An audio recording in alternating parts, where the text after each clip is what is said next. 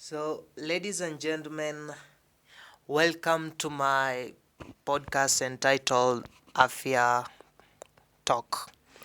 Now, Afia Talk podcast is a podcast authorized by Afia Fitness 20 Healthcare, and it will primarily deal with healthcare and related issues. And I'll be talking, and your main host of this call will be Isaac Ogutu.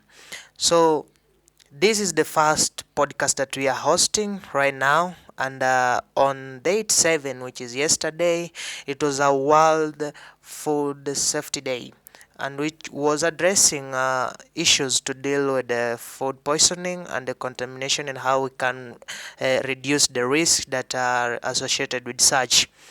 And this podcast, the first episode of it, I'll be talking about food poisoning generally as a part of nutrition and dietary topic. So, someone will ask me what is food poisoning. Food poisoning is not just entirely being poisoned in the food, no. Yeah, and I will explain in detail what food poisoning really means. So, welcome. Take your time, listen to me. I'm your favorite host for the Afya Call podcast. My name is Isaac. Uh, so, I'll start with the definition of the word food poisoning. The medical definition of the word food poisoning is that is an illness caused by consuming foods or drinks that contain harmful bacteria, viruses, fungi, or parasites. These microorganisms in medical language are called they're micro they're microbes. Actually, they are microbes, and some of them they exist in our body as normal flora. They live within us, but at some point, when exposed to certain environmental, they change and actually they become pathogenic. Now, while many foods contain potentially harmful organisms, they are usually destroyed during cooking. Now we find that the raw food that we consume has a lot of bacteria compared to the one that is consumed after cooking, because the heat that is exposed to that food while cooking may be at 70 degrees Celsius for those number of minutes or those hours. It is able to kill the bacteria, unlike some of the bacteria that are thermophilic, which they resist heat, but they are rarely pathogenic. Now, however, if you don't practice good hygiene and proper food storage methods such as washing your hands and keeping raw meat at the bottom of your fridge, even cooked food can be contaminated and make you sick. Now, we find guys who eat undercooked meat, especially pork. Pork is a herb, but actually it is an intermediate host of very many ailments, especially, and we can find some like strong cholesterol, and we also find that actually uncooked like eggs or milk can have make you have contaminate brucella and something of the sort. Now we are looking into ways in which we can do in order to prevent these issues of food poisoning. It doesn't mean that somebody will have to maybe spill some cyanide actually in your food, but it means that even that contaminated, that stale food or expired food or undercooked food or mishandled food that you are taking into your body can actually cause an illness that can be termed as food poisoning. Now, eating foods that contain poisonous toxins can also cause food poisoning. I've been talking of cyanide, yeah, and those herbal maybe toxins. We all have aflatoxin in maize, peanuts, and so on. These are fungi that is very toxic to human, and you can find that these toxins can be naturally present in food, like some species of mushroom or produced by bacteria when the food gets spoiled. Now, some foods carry a greater risk of poisoning than others. These include and I want it to be very keen. Undercooked meat, chicken, eggs, and unpasteurized dairy products, and unwashed fruits and vegetables actually harbor a lot of these microbes that I'm talking about, and unless you cook them very well and you expose them to a good heat for a certain period of time, you're actually likely to consume these microbes, and they can easily lead to the food poisoning that I'm talking about. Now, my main concern was about the signs and symptoms of this food poisoning, and I'll start one by one. We're going through them one by one, what it means, the clinical manifestation, and how to deal with them actually. Now, I'll start with abdominal pain and cramps as my signs and symptom number one. Now, abdominal pains is felt around the trunk of the body or the area below your ribs, just above your pelvis. In case of food poisoning, harmful organisms can produce toxins that erode the linings of the stomach and the intestines, and this can actually lead to painful inflammation of your stomach and can cause pain in your abdomen. Now we find that people with food poisoning may also experience cramps as abdominal muscle contract to speed up the natural movements of your bowel to get rid down of these harmful organisms as quickly as possible. But nevertheless, sorry, we find that these abdominal pains and cramps are common and can occur for a number of reasons, not necessarily food poisoning. And because of this, these symptoms alone cannot be concluded as a sign of food poisoning unless we also have underlying conditions that can team up or we can use to deduce this thing. Now, every time we experience these abdominal pains, we need to ask ourselves about its etiology and how we can really manage it, and how can it really be managed in such a way that these pains and these cramps can be dealt with effectively. Now, actually this is a sign. Assign number two, I'm going to talk about diarrhea. Diarrhea is characterized by watery, loose stools and defined as three or more of this type of bowel movement in 24-hour period. It is a typical symptom of food poisoning, and it occurs as inflammation. Yeah, inflammation makes your bowel, less effective at reabsorbing the water and other fluids secreted during digestion. And diarrhea may also be accompanied with other symptoms such as sense of urgency that you need to go to the bathroom, bloating, or abdominal cramps. And because you lose more fluid than normal, you are likely to be at risk of dehydration. And that's something that these people who are experiencing diarrhea don't realize it, that the more you continue, yeah, having those loose stool, you are losing much of your fluid from the body, and at the end of the day, if it doesn't get managed, you are likely to suffer from dehydration.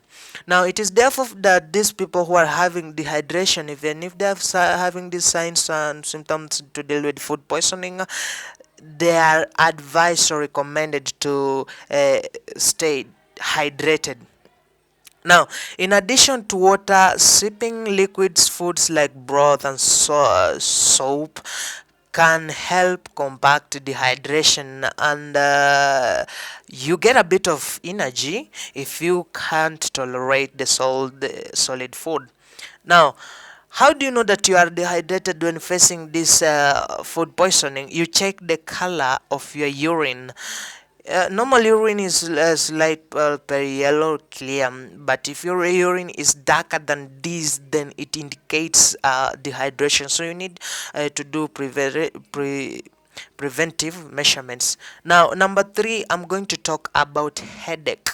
Now, headache are extremely common. People yeah, they can experience from a wide range of reason, including stress, drinking much alcohol, dehydration, fatigue, and not necessarily food poisoning. But now, because of food poisoning may cause you to be fatigued and dehydrated, it can also make you have the headache. And while exact cause is not fully understood, it can be suggested that when you get dehydrated, it affects your brain because you have lost much of fluids into your body, and the brain temporarily shrinks, and therefore that's causing headache. Now, I'm going to talk about number 4, which is vomiting. It is natural for people to have people who have actually food poisoning to vomit. Now, it happens when your abdominal muscles and diaphragm contract strongly, forcing you to involuntarily bring up contents from your stomach and pass them out of your mouth. It is protective mechanism that occurs as your body tries to get rid of dangerous organisms or toxin that it takes as harmful. And in fact, food poisoning often results into initial bout of forceful and projectile vomiting. So you find these persons with food poisoning etiology actually profusely vomiting and vomiting and vomiting. Is because the body is responding, and it really wants to get rid of this dangerous and foreign matter in it, in the GIT, and so on. Now, if you are vomiting continuously and can't keep full fluids down, you should check the doctor. Seek medical attention immediately. That is number 5.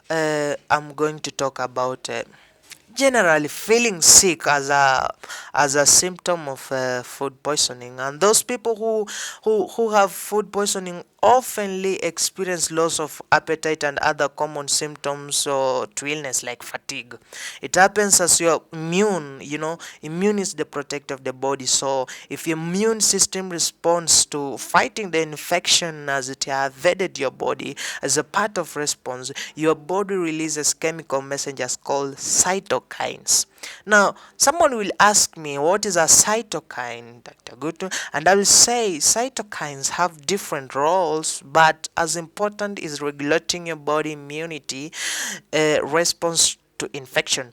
They do this by telling your immune cells where to go and how to behave. And in addition to helping your body fight infection like food poisoning, cytokines send signal to your brain and may cause symptoms we generally associate with being ill, including loss of appetite, fatigue, and aches and pain.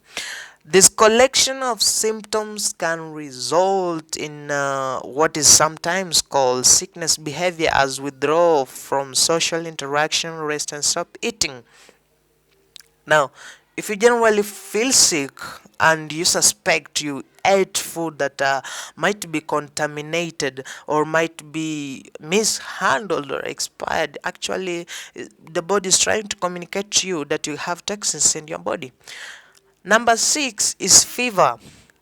If you have fever in your body, temperature rises higher than normal, which is 97.6 to 99.6 degrees Fahrenheit, or 36 to 37 degrees centigrade.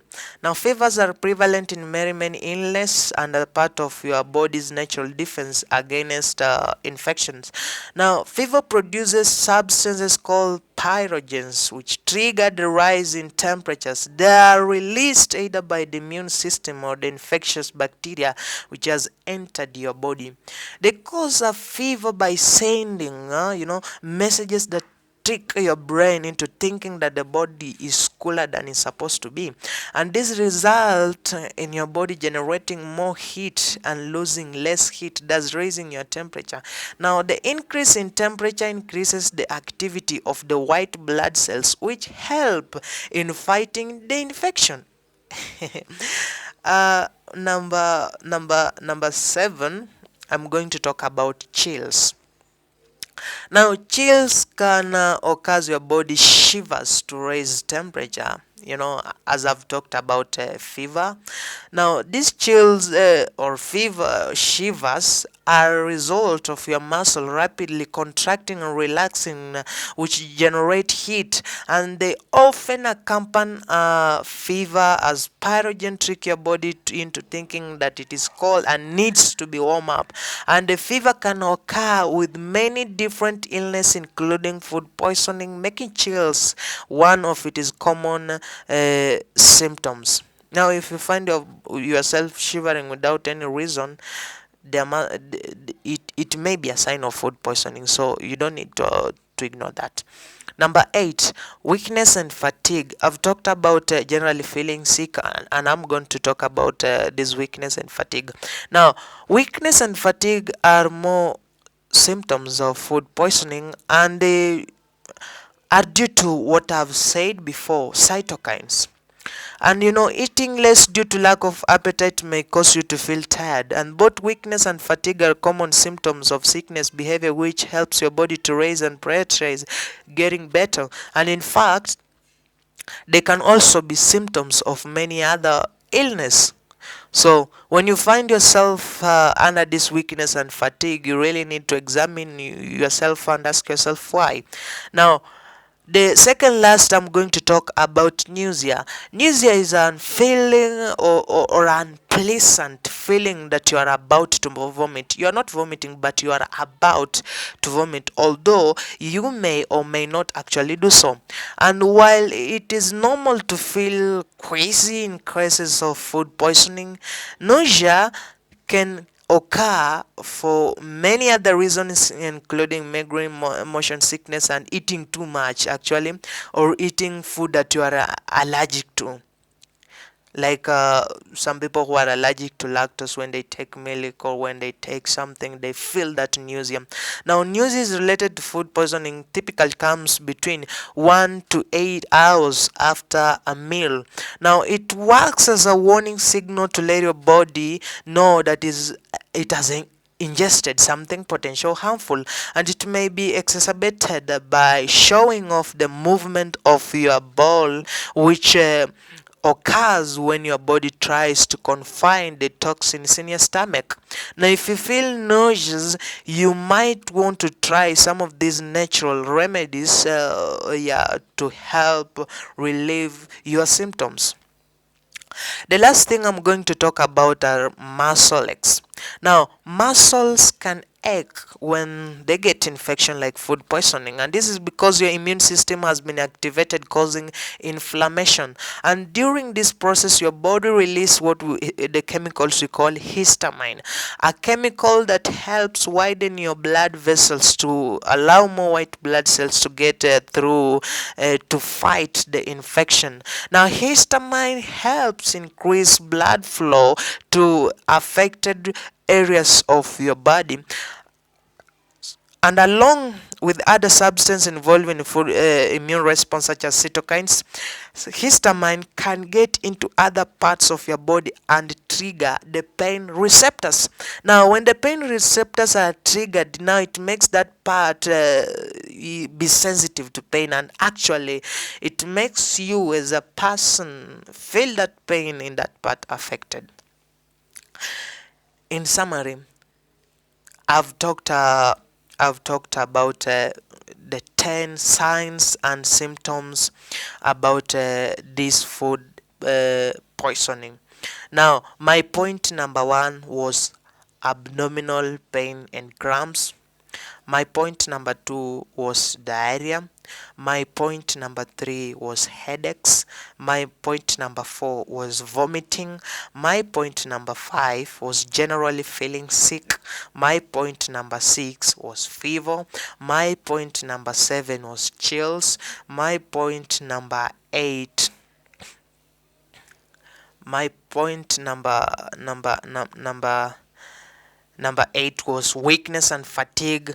My point number 9 was nausea. My point number 10 is muscle aches. Now, what can we do to prevent these ideas of food or cases of food poisoning? Yeah, food poisoning. And I told you it's not necessarily someone puts cyanide or someone puts hydrochloric acid in your food for you to say it is food poisoning, but it means just ingesting these harmful bacteria, viruses, fungi, and parasites into your body through food or contaminated food, expired food, stale food, and water, including water. Now, what can we do to prevent this thing? I'm going to talk about it shortly. Now, to prevent food poisoning, be sure you practice good personal and food hygiene.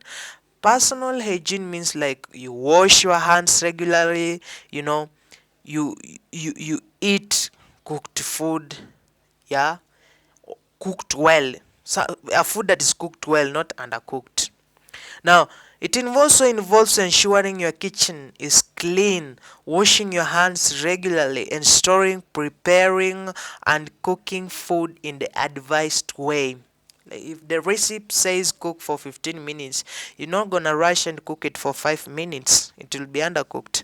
Now, most cases of food poisoning are not serious and resolve the honor in the course of a few days. But it doesn't mean you really need to ignore them. Now, if you notice that you have these signs and symptoms of food poisoning and maybe you experience diarrhea, vomiting, ensure you keep yourself hydrated to prevent dehydration of your body. And at the baseline, it is very, very good to seek medical attention. When you seek medical attention, your case actually is more likely to be managed in an effective way. Thank you guys for listening. I appreciate so much for your time. I've talked about food poisoning under the topic of nutrition and dieting. And actually, if we practice all this, we'll be championing this day as a World Food Safety Day. I'm looking forward to see every one of you being healthy. So thank you. My name is Isaac Ogutu. I'm the chief host of Afya Talk podcast under Afya Fitness 20 Healthcare. I invite you for more episodes. So thank you so much, and welcome. Have a good day.